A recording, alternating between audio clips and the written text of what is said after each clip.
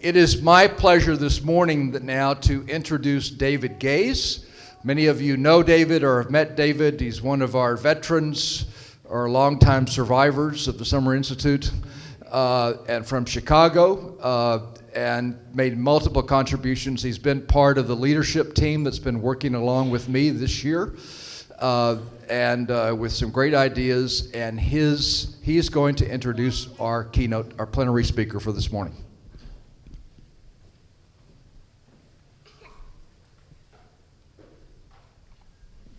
Good morning, everyone. My name is David Gaze, and I am so excited to welcome to the Summer Institute someone who has influenced my path. Growing up as a disabled Catholic, I have always felt that my disability and my faith are central to my identity. Yet in homiletic preaching, liturgical music, and theological interpretations, I was bombarded by metaphors such as deaf to God's voice, blind to the will of God, and paralyzed with fear, that all implied that my disability was distant and unbecoming to God and needed to be erased or cured. Dr. Carmen Nanko Fernandez was the first theologian that I heard overtly challenge this message that disability was sin. She connects disability studies with theology and asks us to examine our hidden criteria for inclusion in the Imago Dei. Dr. Nanko Fernandez is director of the Hispanic Theology and Ministry Program at Catholic Theological Union in Chicago. She is also a tenacious advocate who intentionally strives to amplify and center the most marginalized voices of our society. She is also a big baseball fan, connecting baseball and theology, so I expect to hear baseball references in her presentation. I could not be more excited to have Dr. Nanko Fernandez with us today. Her presentation today is entitled, Ay Bendito, Theologizing Latinamente on Disability Hyphens. We will find out what that means now. Here, Dr. Nanko Fernandez, the floor is yours.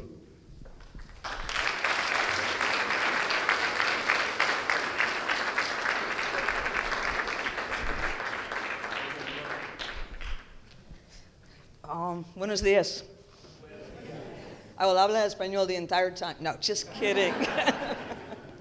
I warn you ahead of time, I have an accent, and it's from New York, and I have to warn my students at school who come from across the globe, because I have to remember to speak slowly, because if I go full New York, no one except a fellow New Yorker will understand me. Gracias a Dios. Okay, we ready? Let's go.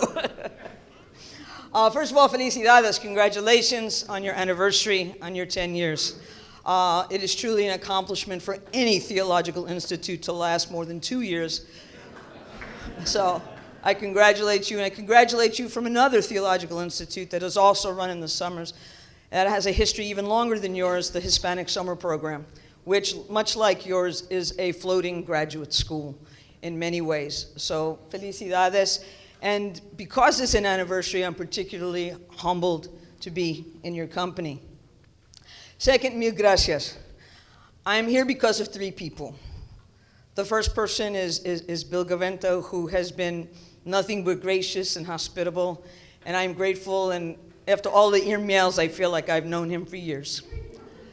And I'm here because of my 2 advocates, Professor Michael Walker, Louisville Institute postdoc fellow, and one of my newest friends in Chicago, and someone I've known even longer, who I'm going to turn into my publicist, David Gaze. David is the newest Bernardin Scholar at the Catholic Theological Union and begins his graduate studies in Theology and Justice this September.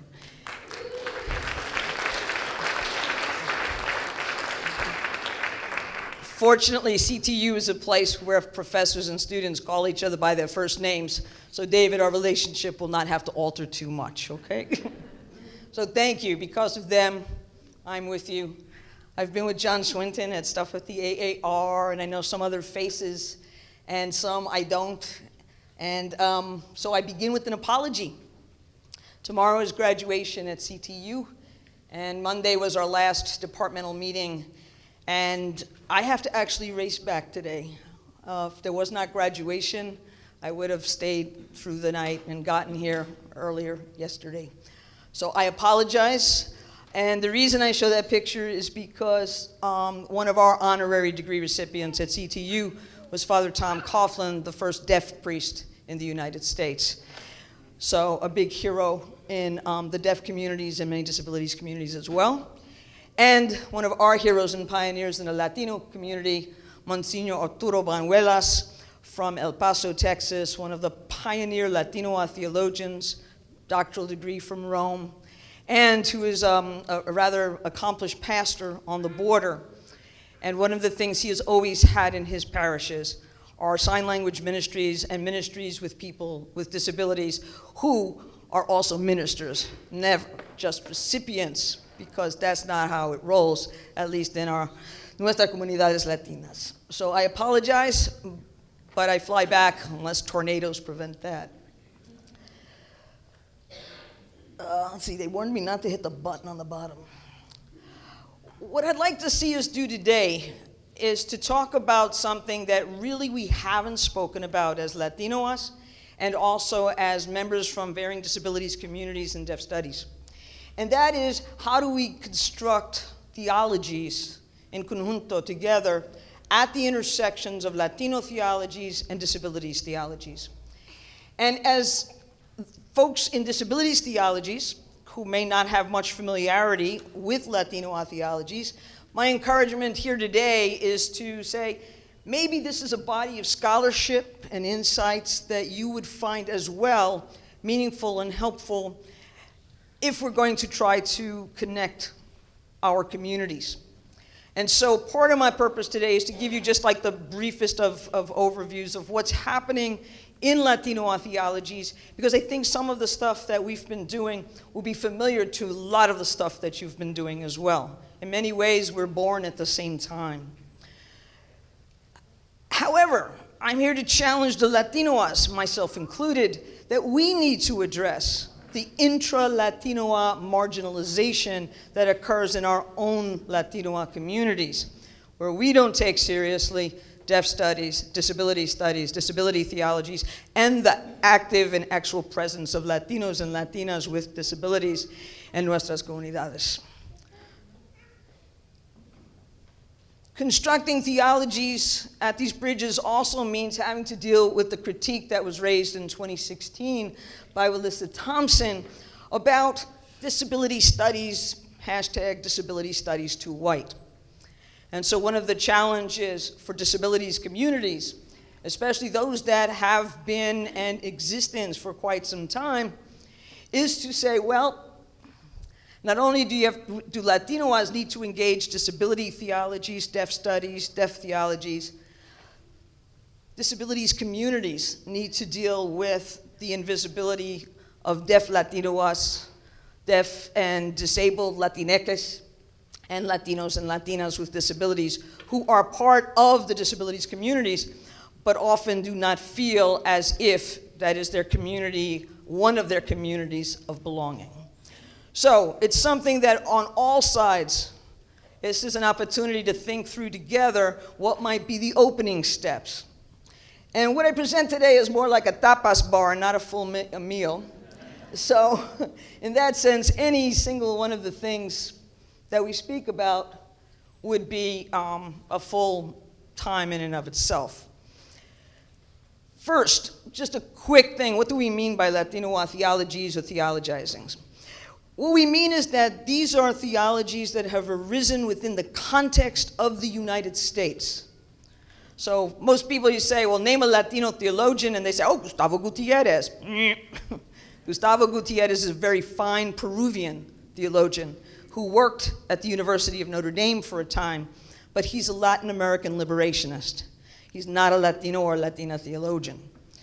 We're theologians who were born in the United States and or immigrated to the United States and have made the United States as part of the experience of being, or some are part of the colonial sort of constellation of the United States from Puerto Rico and other parts of the empire that sadly still exist. People say, well, I'd love to include you in our syllabus or my syllabi. However, I don't speak Spanish. Good news there. We don't write in Spanish. We're from the United States. What does that mean? That means we live on the hyphens of languages. All right? What does that mean? The sad reality is that many of us, our Spanish is kitchen Spanish or calle street Spanish, but we couldn't cut an academic degree in Spanish, let alone write an academic article. So the good news for those who are English speakers is you can read us. The bad news for those of us who are Latinos is that part of our voices are strangled, literally. And there is a real pain, and that's something we could talk about another time, about what a loss of language feels like. All right? The confusing news, which irritates most, is that we also do our business in Spanglish, which means with great freedom, we flip back and forth between languages without translations or apologies or italics. All right? I sort of do that for you so you could get used to it, but please know anytime I'm saying something, I'm also giving you the words, and feel free to interrupt at any point to say, what the heck does that mean? All right? The theologizing has been done primarily by Christian theologians. At the level of the pews, there's a lot of dissonance. At the level of the theologians, because there's so few of us, we bonded a long time ago. And the enterprise of theologizing latinamente includes everything from Roman Catholics through Pentecostals to free churches to mainline churches and communities. So when you're saying Latino theologians and theologies, it spans the Christian traditions with folks at just about every sort of institution that you know. And some of you may even know some of our names. But again, it was, like some of you well know, it was an alliance and a set of alliances that were made out of necessity and the experience of marginalization, not only in our churches, but in the academy. And just to give you a sense of how that remains still a marginalization, to this day, the number of Latinos who are professors in theological education, who are Latinos or Latinas, remains at 4%. A number it has remained at for over 20 years when Fernando Segovia gave his address as president of the Academy of Catholic Hispanic Theologians of the United States. It is a community who in the pews has exploded, especially for Roman Catholics, because we are now plurality, a Latino church. But at the level of our leadership and our theologies, we are not. And unless there is a critical mass and a change in that, and that's why alliances are really a key part of what makes Latino theologies continue its life, to ally with others who have been also marginalized in churches, in religious institutions, religious communities, and the academy. We are kin to Latin American liberation theologies, but we are not the same because our starting points are very different, and in that sense are part of the contextual theologies that have arisen, especially in places like the United States and across the globe by communities too often minoritized, even though we may be the majority. We're ancient and we're new. Unfortunately, we get treated oftentimes as if we're brand new, but we're not, considering the sad story of colonization in this hemisphere, surely, but a rich heritage on the Iberian Peninsula, one that was not just Christian at all, it was an interreligious of Jews and Christians and Muslims who didn't always live right together, but at least attempted to do many things together, and sadly came to a bad end in 1492 in so many ways. What I'd like to do with this today, in the 4 tapas I guess I'd be serving up, is to give you a sense of how Latinos understand theologizing latinamente, because I think some of the stuff that we understand are actually some of the things that you would point to in the words and in the scholarship and in the ministries of your own theologians who arise from certainly this community that gathers each summer, as well as from other parts in the globe of folks who are committed to accompanying with their scholarship and their ministries diverse communities of people with disabilities and people in the deaf community. Latino theologizing is, number one, located at. And I'll explain the at in a second. Second, it's connected en lo cotidiano. Explain that in a minute too. Third, it's collaborative en conjunto. And fourth, it's committed to convivencia. Those are the four things that I'd like to just sort of explore a little bit, because I think they may lead us to places where we can talk about having relationships and fueling and nurturing each other's tables. The first, I borrow the notion of, or the framing of connected, collaborative, and committed is actually used by biblical theologian and biblical scholar Jean-Pierre Ruiz. He's a Nuyorican. Okay, New Yorkers, you want to tell the rest of the crowd what a Nuyorican is? Nah. A Nuyorican is a New York-born Puerto Rican. So he self-identifies as a Nuyorican. And I highly recommend his work to you, especially those of you who do biblical studies. He's also, the book I would recommend for those of you who just want, like sort of how do Latinos do biblical studies. It's a good read, and it's available both in e-reader as well as books, which means it can easily be put into voice readers as well. And it's called Readings from the Edges. And he's the one who frames it in the way, in 3 out of the 4 ways that I framed. And that comes out of that book, which I hope your libraries have, also available in e as well as hardcover, which was edited by one of our other pioneer theologians, Orlando Espín from the University of San Diego, called Latino Theology, a companion from the Wiley Blackwell series. And in there, that gives you sort of a taste of the newest stuff that has been coming out from our community. A lot of the other material, for those of you who are saying, okay, where's she getting this from? Go to chapter 2 of that same volume, and that would be my stuff, and also the cult classic, Theologizing in a Spanglish, Community, Context, and Ministry. And that one is also, all of our stuff we made sure was available in multiple formats. So if you want to understand some stuff, I would say those are 2 kind of good ways to get a taste into our communities. I've put resources throughout because I know some of you are doing graduate study, and therefore some of you are looking for resources, and some of you are professors and you might be looking, and others just might like to read. But I've put that in because I know some of you are taking this for credit, and then this way you can see that there's a reading list. What do I mean by located? I'm sure many of you are familiar that in Spanish is a gendered language.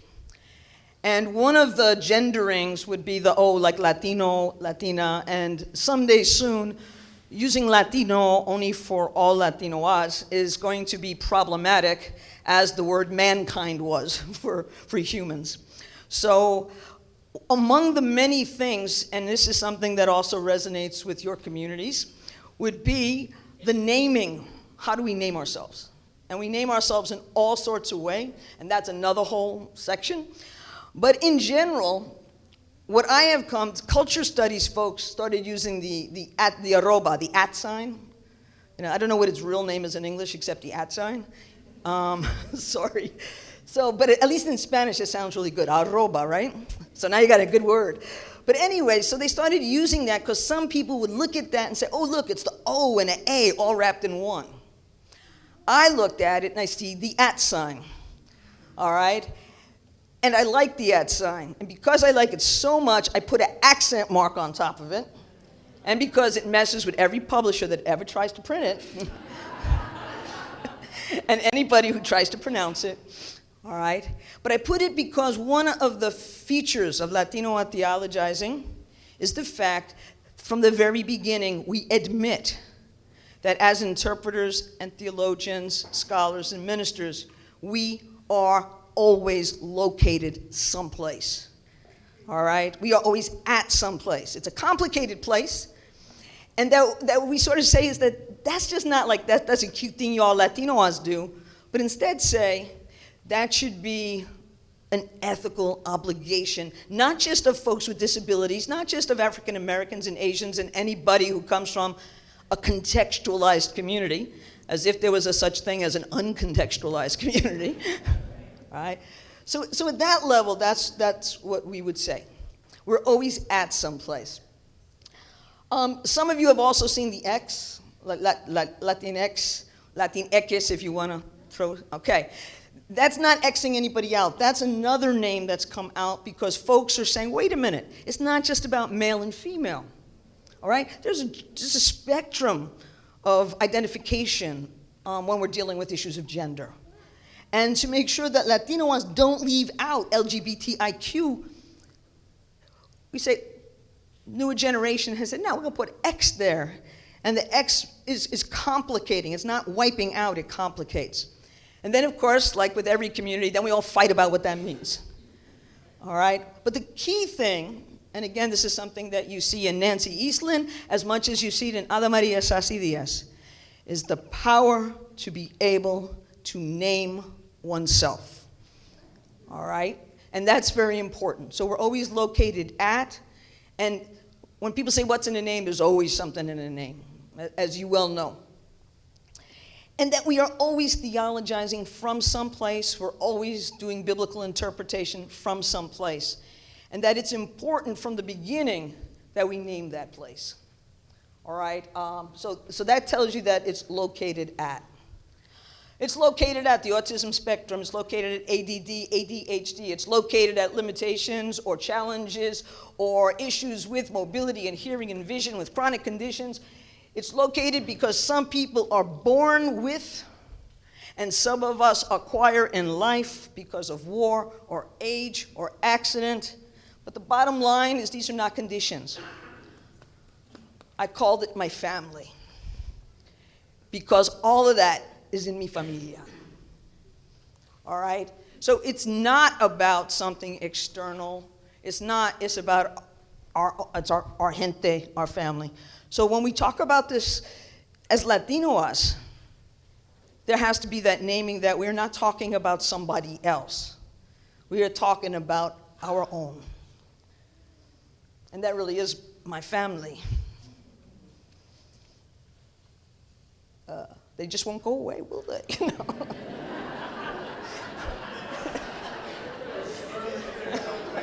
Oh, if you knew them, you would know. You would know.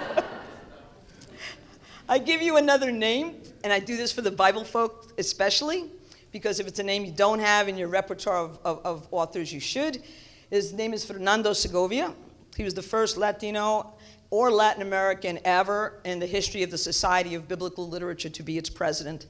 And it appropriately happened on their 100th anniversary. And Fernando Segovia just basically, and again, he just lays it out. And he says, at a fundamental level, I have used my story as that which shapes my theologizing, my biblical interpretation, and my work in culture studies. From the beginning. And Segovia is one of the folks who challenged the historical critical method, not because he said there was something that was wrong with the method, he said there was something wrong with the interpreters. Because the interpreters assumed that if you used that method, you were using it objectively. And therefore, your interpretation was objective. Okay? Watch somebody mow a lawn. Which way do they go? It depends on who's using it. The mower doesn't make it objective how you use it. All right? And so folks sometimes don't get when he's critiquing. He's not critiquing. He thinks it's a valuable tool. He just thinks interpreters need to be aware of what's going on with that tool. And by the way, in terms of being honest with you, part of my introduction to the community of people with other abilities comes from the deaf community of New York, who taught me to sign when I was a kid, and I've been signing since. I knew Tom Coughlin when I was a kid.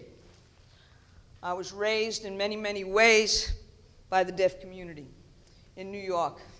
So much that sometimes people ask me if my parents are deaf.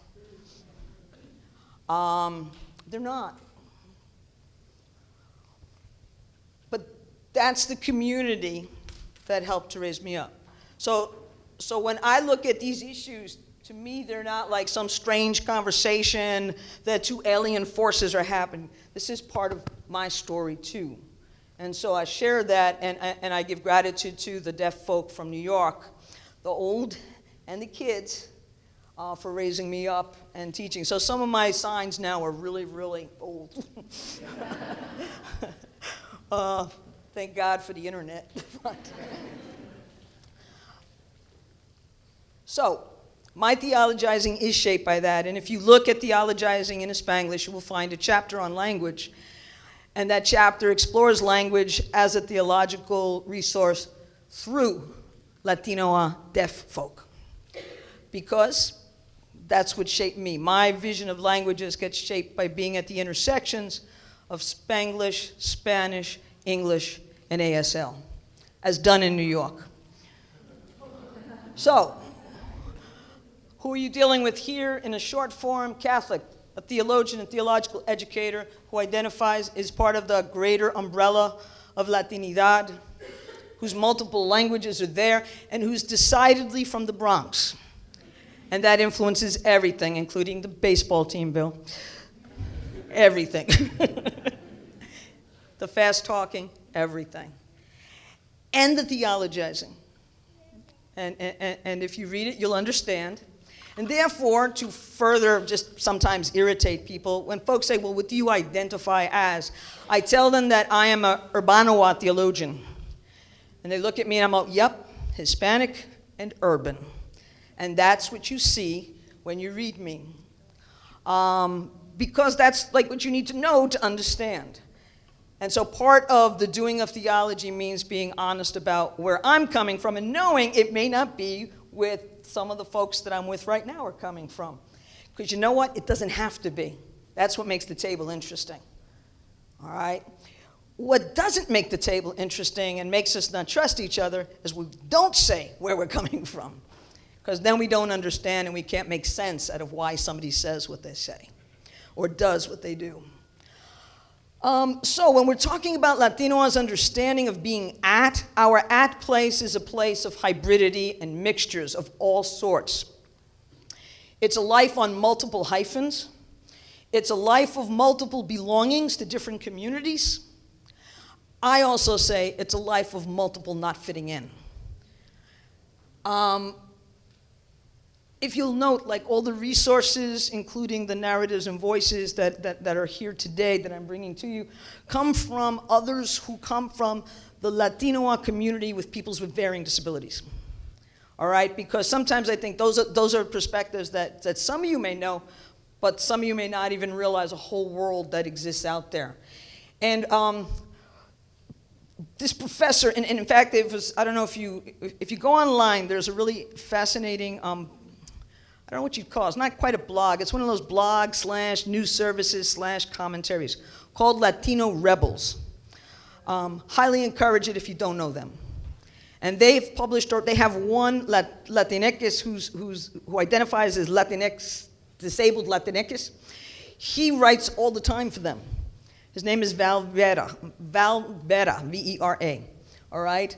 And his article just came out like last week. Right before your gathering, he wrote a piece.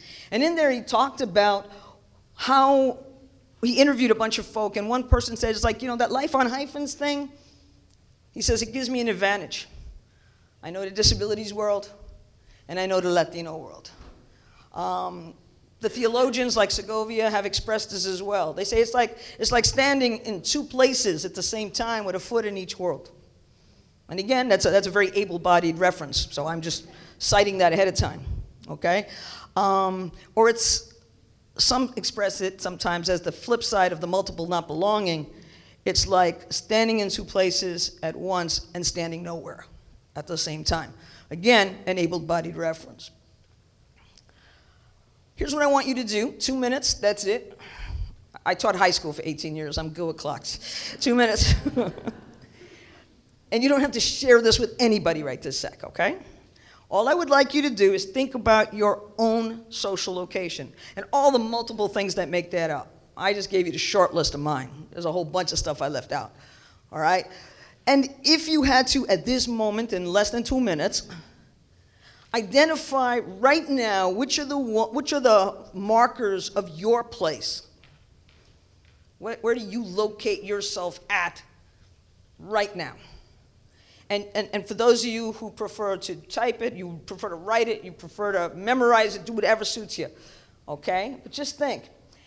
And then think about how those markers shape what you call yourself. At this moment in time, because identity is fluid and dynamic.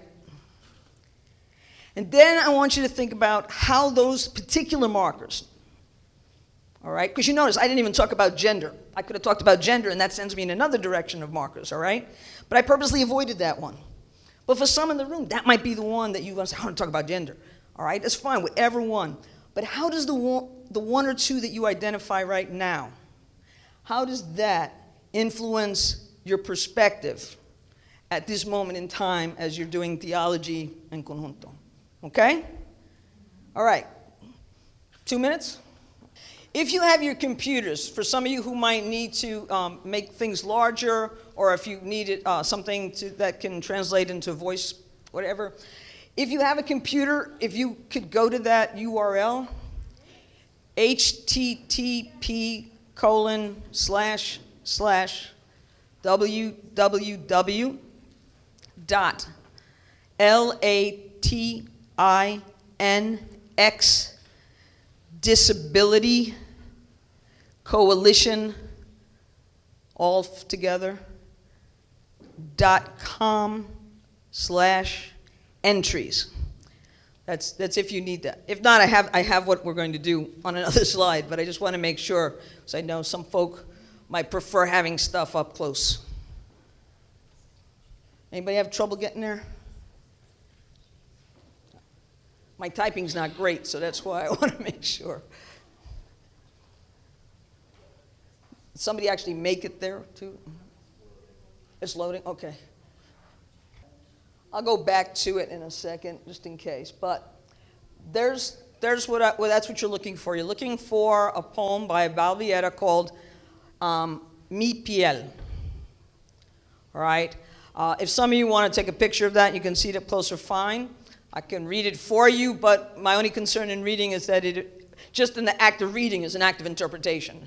I'm trying to avoid that, but I want to be sensitive of folks who might not be able to see, especially if you're in the back of the room. Okay. Oh, okay. Oh, that works for me. Okay. Okay. So don't mind my interpretation, okay? Okay, ready? My piel.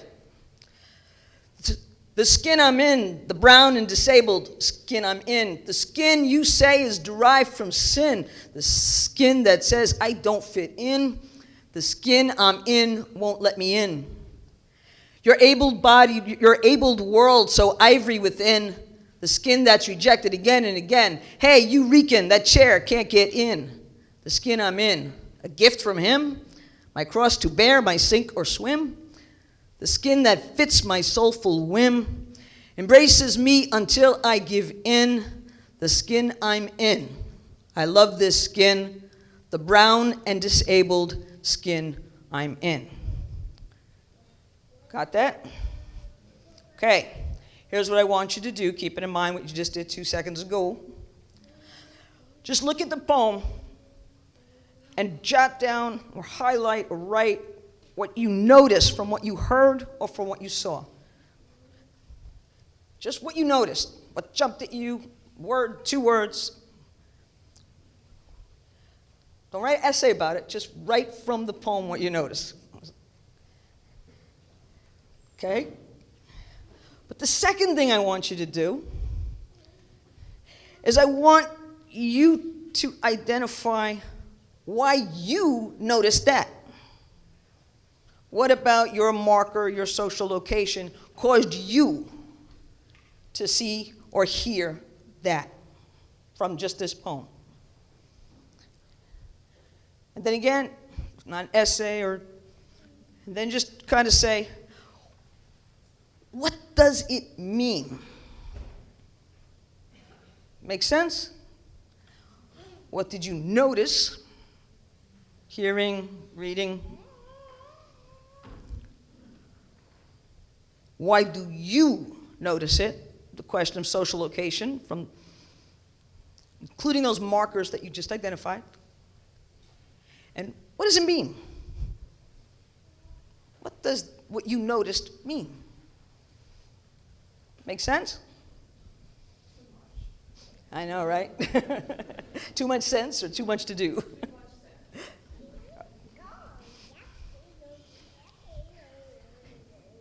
And in that, if you got to that website, by the way, the poem, if you scroll down, you'll find that poem. I'm sorry I didn't say that before. Okay, briefly, for the next 4 minutes, at your tables, share what you're willing to share about it. What did you notice? Why did you notice it? And what do you say it means?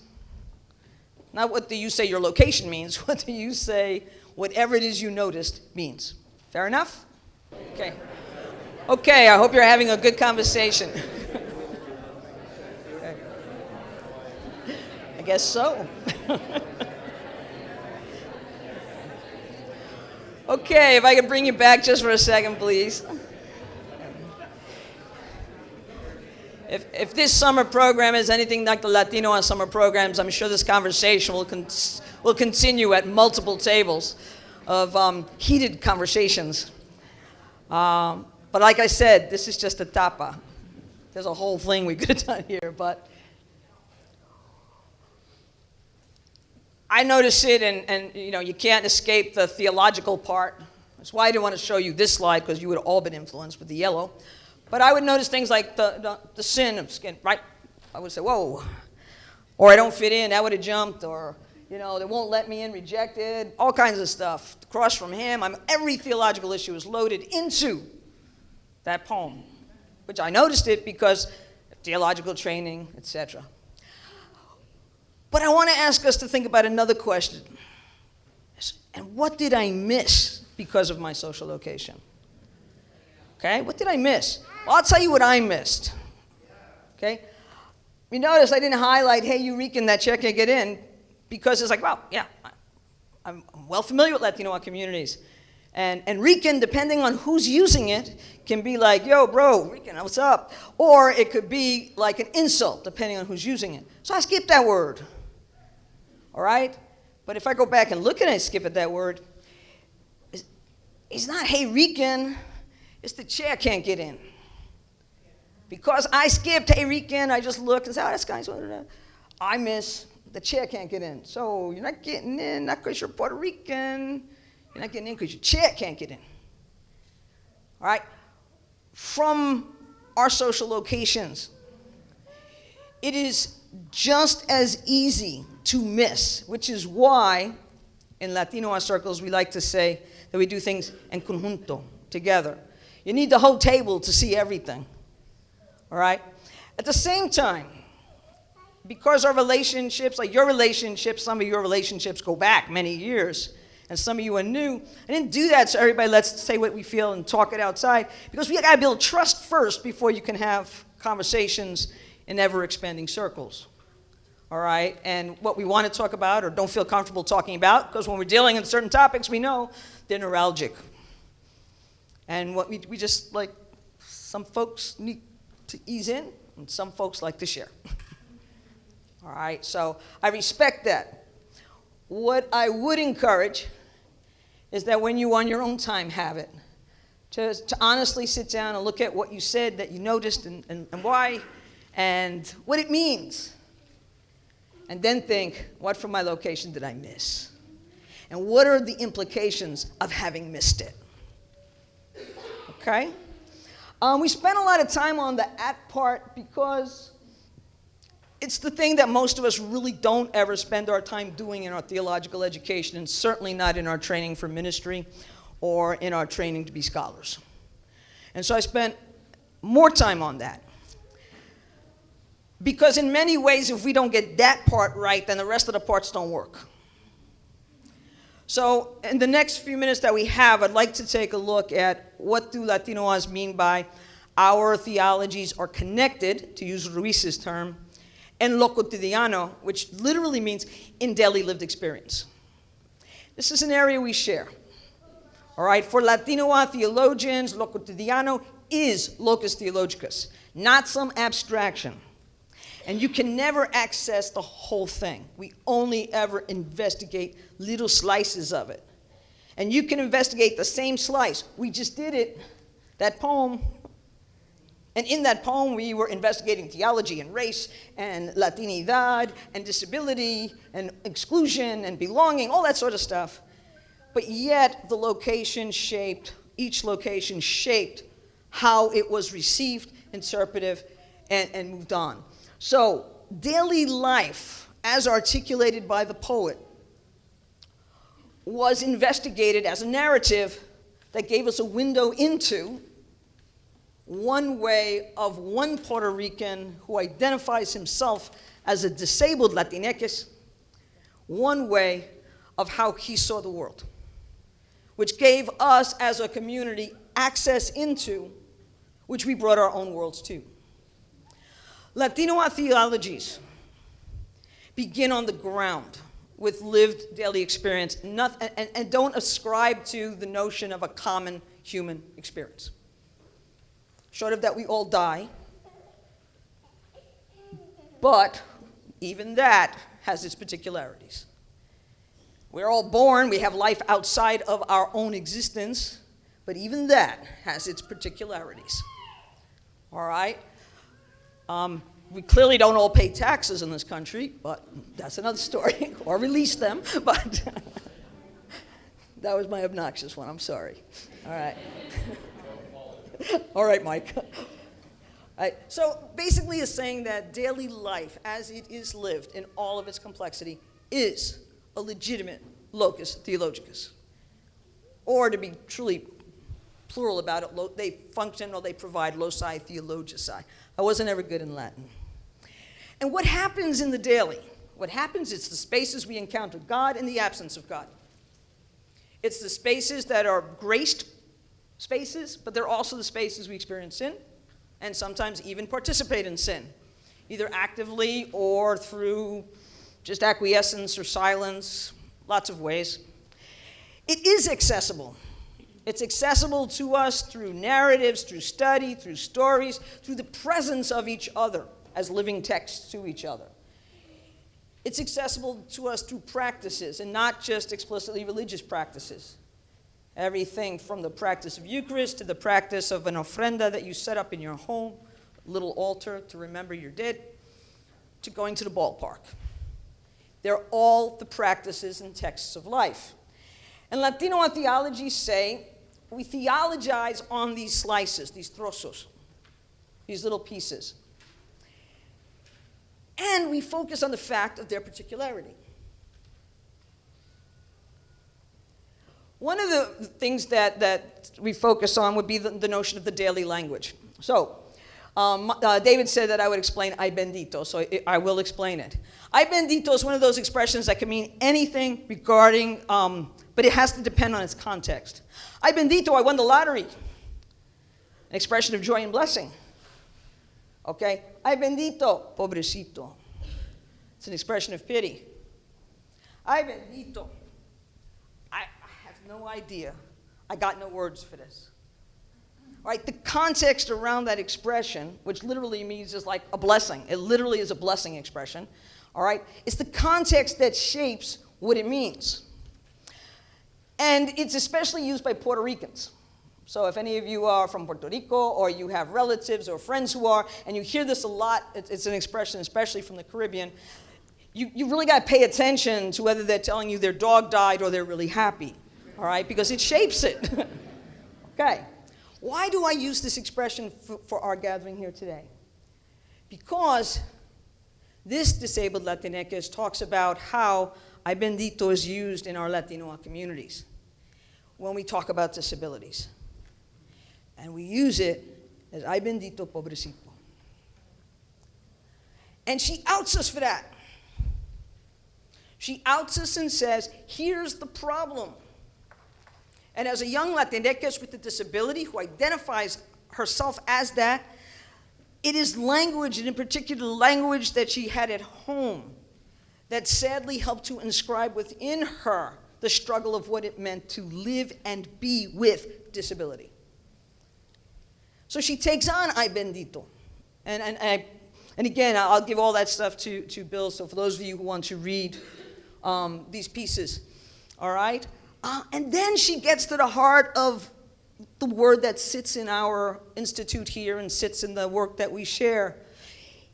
We have to look at our religious practices and traditions to see where those moments are coming from.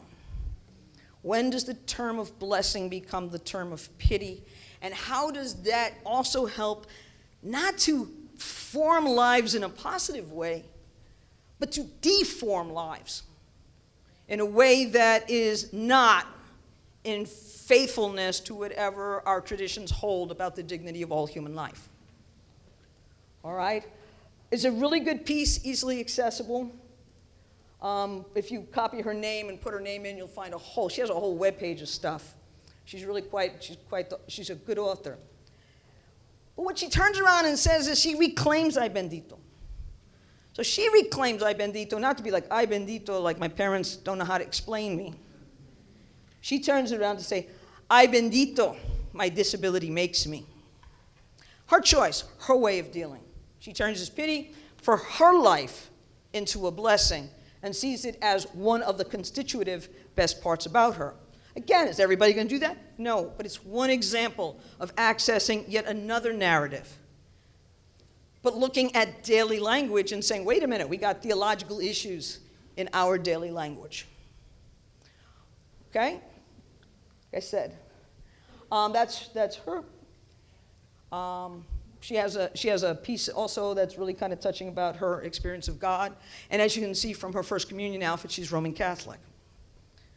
All right?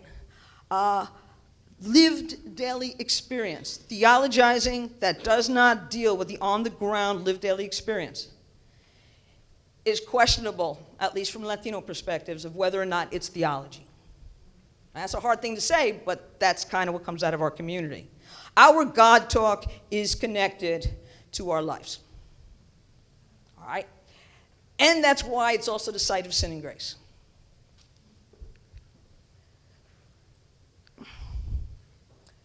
What does this mean in practice? Well, it means in practice for us as Latino theologians that we have to start dealing seriously with the fact that disability is part of Latino lives. It's our stories too. And that these experiences are the ways that our Latinidad gets lived out. And that these narratives in our own theological communities cannot be ignored anymore. And that they need to be lived out in their particularity. We have to look at our language and our sayings. There's tons of dichos in Spanish. And they live on in English. Okay? We have to look at those carefully to say, sometimes, are we privileging pity? And what happens when we privilege pity? And how does that function against the fundamental dignity of humans and human people, our brothers and sisters? Does our language moralize? Or does it romanticize or heroicize constitutive parts of human beings? And then the hard part, how do we look at our practices and the things that we hold dear and see where they can sometimes be situations of malpractice? That which we love dearest is that which is hurting our spouse, our child, ourself, our neighbor, or somebody we don't even know. In practice, for disability theologies, and the invitation is, how do you deal? How do you address #disability too white? That's one, but there's a lot more. How does diversity become part of the understanding of the theologizing of the lived experiences of disability? And then remember that very important question, who's missing? What's absent? How are the particularities of embodied disabled Latinx playing another role? The whole intersectionality question. How does race, ethnicity, migration status, citizenship, how does all of that language, how does all of that impact experiences of disability in the church, in the academy, in the synagogue, in the masjid? How? In our communities, how? Relationship of intersectionality to multiple not fitting in. How do those other factors that are also embodied, how do they cause folks to not fit into the very communities our bodies tell us we belong to? The bodies of Latinos not fitting into their own Latino communities, the bodies of disabled folk who are Latino not fitting into disabled communities. So the challenges are for all of us. Kathy Martinez, who's the executive director of the World Institute on Disability, who identifies as a Latina and as blind, tells the story of a friend who's Ivy League. And he talked about that whole intersectionality thing from another side. And he said, like, well, he was in Ivy League in every class. He had to prove first that he wasn't going to be a burden because he was disabled, and second, that he wasn't going to be a burden because he was Latino. All right, so the intersectionality question is a theological question as much as it's an ethical question. Latino theologies are collaborative. In other words, we understand them as being accomplished en de conjunto. And that means in the struggles, the resistances, in the doing of theologies, in the doing of ministry, and in how we understand the relationship between theology and ministry. We do not see it as applied. We don't see theology up top, and then it trickles into ministry. We don't see ministry up top that trickles down to the slow-witted scholars down below. All right? We see it as one big jumbled mess. Go ahead, pull them apart. You can't. You pull one thread, it doesn't make sense. So this way of understanding the relationship between theology and ministry, and that's why Latinos really understand Pope Francis, because he's always going, hey, it's a mess. Life's a mess. Everything's a mess. And now we live with the mess. Because for Latinos, the mess really isn't a problem. It's just the mess. All right? It's the way of doing theology. Again, it's one of the reasons like our Latino students don't get the white heads. Well, first we have tradition, and then we have experience, and then we have culture. We're like, what are you talking about? Our Lady of Guadalupe is all of that in one, and functional, and grace-filled, and sinful all at the same time. All right? So it's a different way of understanding. What it literally means is that we do our theologizing, our ministry together. En conjunto means collaboratively, together. So like at your tables, you were doing stuff together. But the added piece is the de conjunto. And what the de conjunto means is that whatever we did together here is now the product. This product that comes from this community. So it just doesn't belong to you because your thinking fed into that community. It doesn't belong just to you. The de conjunto means it belongs here, which makes the processes of ministry and theology to be accountable processes to community and to each other. They're accountable enterprises. All right? Again, I quote, this is from Jean-Pierre Ruiz, and he says that if you want to understand what Latinos mean by teología en de conjunto, what we mean is it's not about me, it's about us. And it's about us because that's how we survive. It's a survival strategy. About us is a survival strategy. So what I would ask is, like, as you're thinking through, like, how do we move forward as interrelated, multiple belonging communities, is what about nosotros? What about us? Latinos, Latinx with disabilities, Latino theologies, disabilities communities, deaf communities. What about us? How are we going to build new worlds on hyphens? How does our mutual theologizing in conjunto become a de conjunto that makes us accountable to each other? And again, how do the things we're talking about help us to construct theologies that are on the intersections of Latinidad and disability? I would say that in order to do that, we have to look back in order to move forward. So I take two pioneers, one from the disabilities community, one from the Latino community, because they write their books at the same time, and if you read them, you can see they're being very influenced by some of the very same forces that are swirling about. Roberto Goizueta, 1995, Caminemos con Jesús. And again, another book for those who need it for their graduate studies. And among the many things that he says is he develops a theology of accompaniment. But what he looks at to develop it are popular religious practices. So some of you know what I'm talking about, some of you don't. So for example, do you know what a Via Crucis is? It's the way to cross in the streets. Stations of the cross, for those of you who are Catholic. All right, so you follow it's like the last journey of Jesus, for those of you Christian. Okay. And a Via Crucis, right on Good Friday, usually you'll see, if you're from the Chicago area or New York, they take over the street. And then they move through the street in a procession, reenacting the last journey of Jesus. All right? And it's very powerful because it's in the hands of the laity. And there's like all kinds of, and it's complicated in many ways. So what you think you're seeing is never the full story of anything. But in Latino theologizing, that experience, Latino say, that experience of a Via Crucis, any particular one at any given time, is a locus theologicus. And what you see happening among these things for these communities, and Goizueta says, is in there, Jesus and the community and Mary and the community are in this relationship. And the people go and they participate because Mary and Jesus got them through their lives in that year. And they come back to give Mary and Jesus the support they need. They know that it's not like all over again and Jesus isn't living in the neighborhood at one level, but they also are saying Jesus is living in the neighborhood. Because when you look at where they stop, it's not the same stops every year.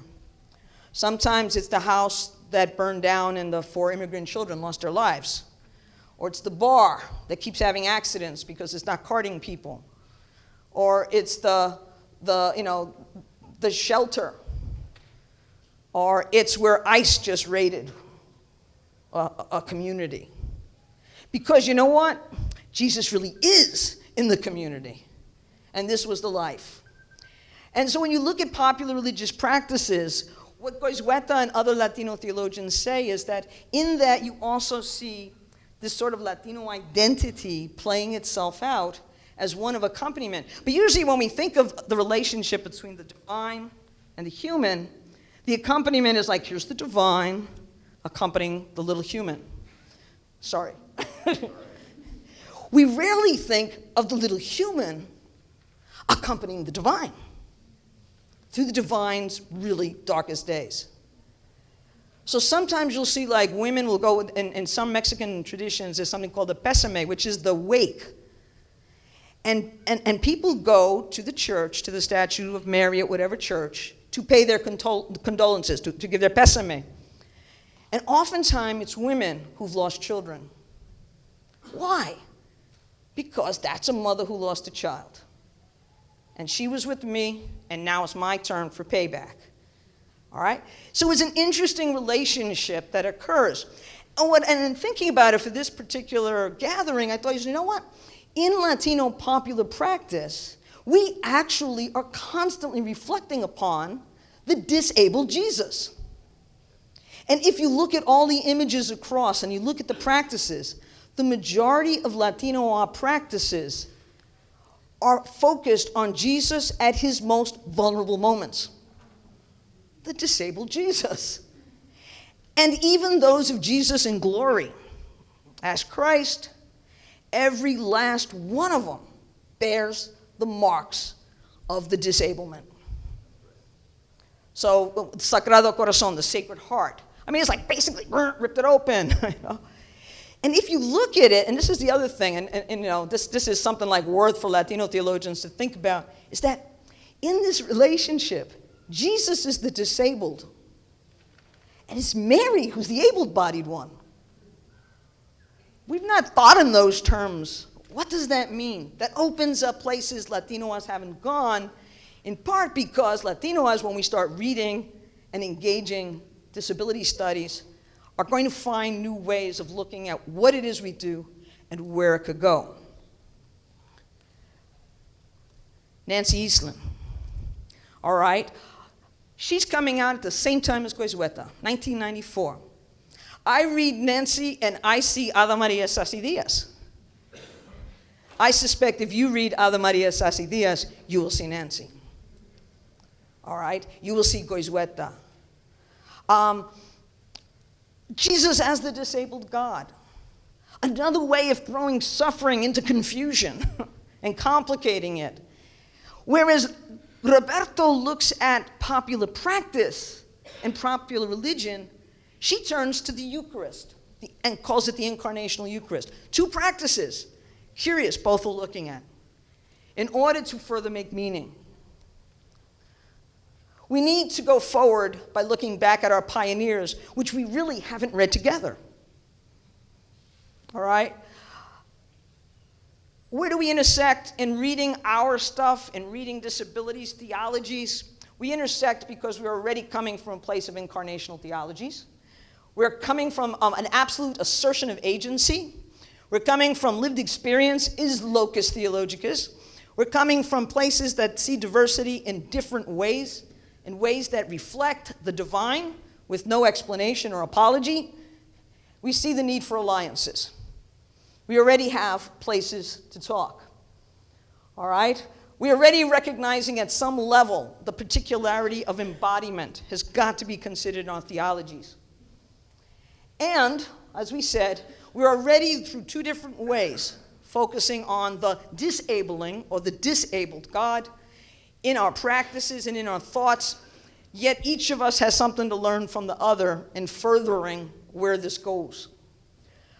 What does that mean? It means a reimagining of every area of systematic theology we ever thought about, a reimagining of how we see liturgy, a reimagining of what is the ethical, a reimagining of the images and metaphors that expand both what Nancy Eastland was writing about all those years ago and that Latino communities continue to write about as we try to struggle between the difference between assimilation and inclusion, assimilation and acculturation, and basically being erased.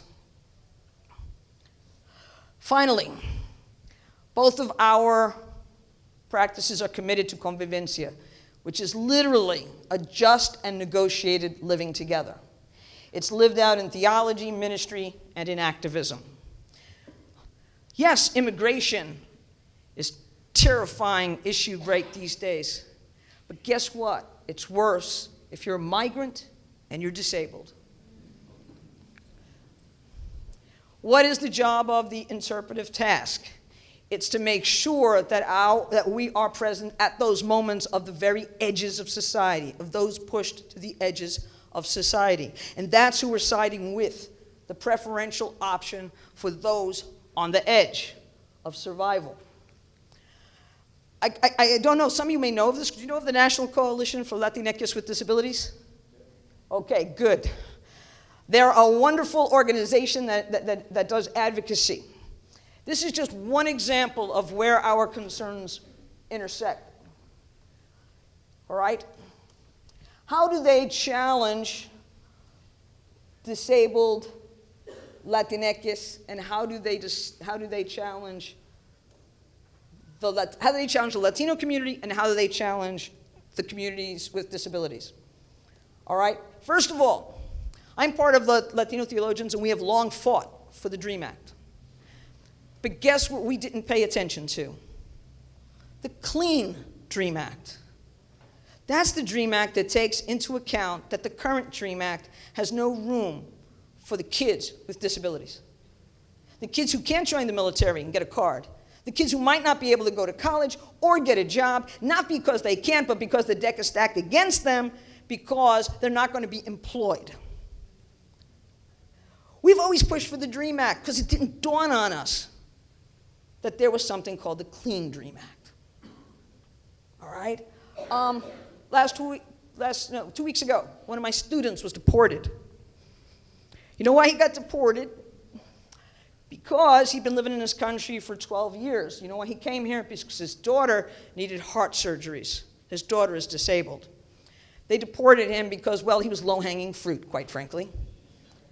And you know how they found him? They found him because his wife applied for political asylum. And now they had his address. And they showed up at his house, and they took him away and sent him to Mexico. And now he's trying to get humanitarian aid because you know what? Disability is an issue for our Latino communities because our Latino communities are taking care of disabled parents and kids, and some of us are disabled parents and kids. All right? You know what the Latinx community taught the disabilities community? And this is what's taught by Latinx with disabilities. All right? It reminded you that the ADA, that so many of you in this room have fought for and insist and make sure, well, guess what? There's a part in the United States where it's not being followed. Head to the detention camps and head to the borders. So what you fought for is being ignored and getting away with it. You know, how many of you fought for employment? Well, guess who's suffering in that end? The very rights that the disability studies and civil rights communities fought for are being just ignored because folks don't know to look there. The presence of Latinx with disabilities, the presence of deaf Latinos challenge us. This was a tapas or conversation to begin because there's no way that a Latino theologian can suddenly make up theologies and construct them at the intersections of Latinidad and disabilities. I said disability is mi familia. Before coming here, I asked my nephew, BC, who turns 23 years old tomorrow. He has autism.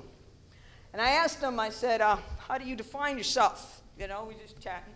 And my sister's like, he's not going to tell you anything. And then he proceeded to tell me stuff, and she goes, I still can't believe he told you anything. And I told her, I said, well, I'm going to tell the people what you said. I said, what do you want me to tell folks? What do you want? What's your stand on this? And he said, I say I have autism. It helps me because it makes me smart. Your quote? Move it up. Oh, I'm sorry. It helps me. I said, it helps me because it makes me smart. He said, but it gets me in trouble because I like to interrupt people. And they don't seem to like it when I interrupt them, especially when they're on the phone. All right? I said, what do you want me to tell folks? This is on, you know, religion and faith and theology. And he says, well, you take your faith one step at a time because that's what you're going to have until the end. My mom and his dad died. His dad died 8 months ago. His dad had ADD, and he died unexpectedly, 57 years old, right before 58.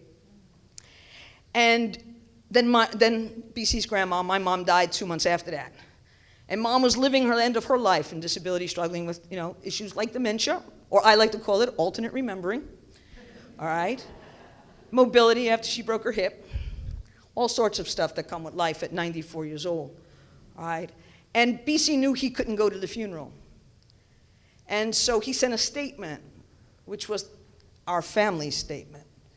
And my brother read the statement at Mass for my mom because he said, I'm not a sentimental person, and I know I can't deal, but we've lost our mom, my father, and my grandmother.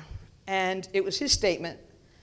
So when I look at BC, I go, ay, bendito. Like, yeah, we're blessed, but that boy will surprise you every dang time. I then went back to him and asked him something, and his final word really was, I don't really have a faith system other than hope and my undying spirit. And I thought, yeah, that works. I'm going to Hope College. I never told you that part. Well, today I have hope too, and I'm grateful to you. My dad died yesterday.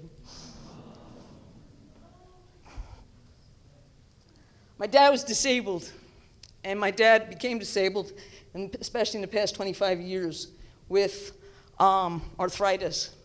And Bill graciously, and Michael and David said, you don't have to do this. I said, no, my father will kill me, and I'll be joining them if I cut out on folks who've also shared my father's story and his struggles.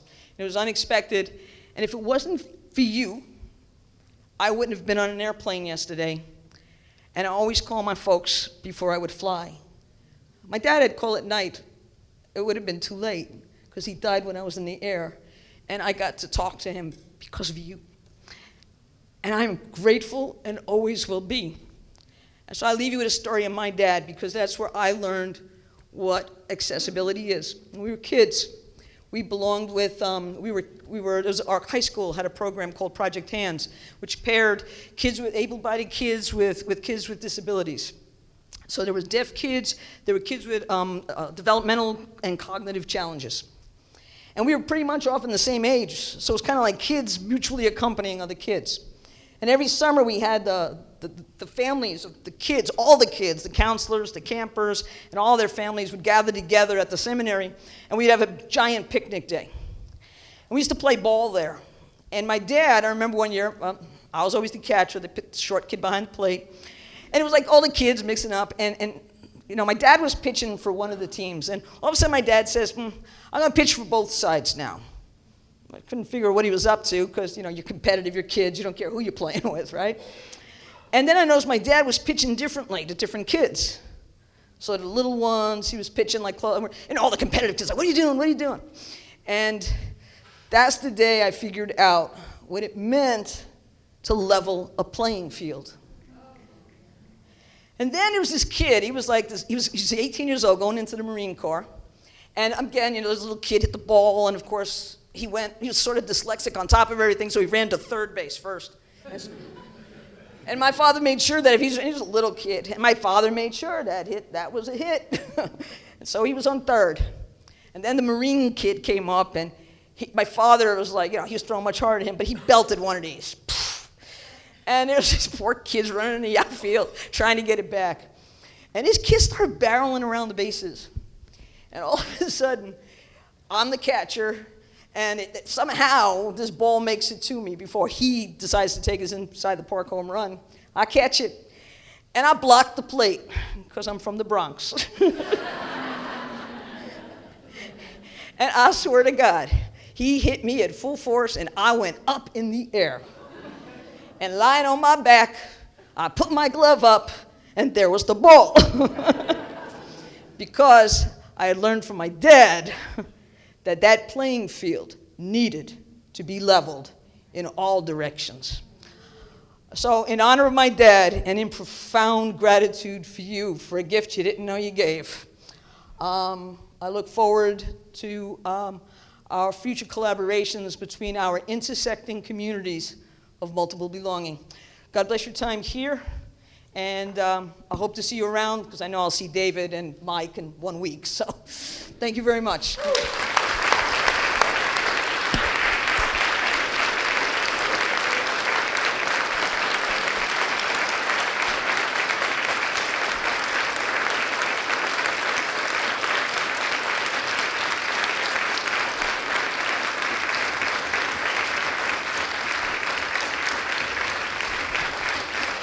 Thanks, man.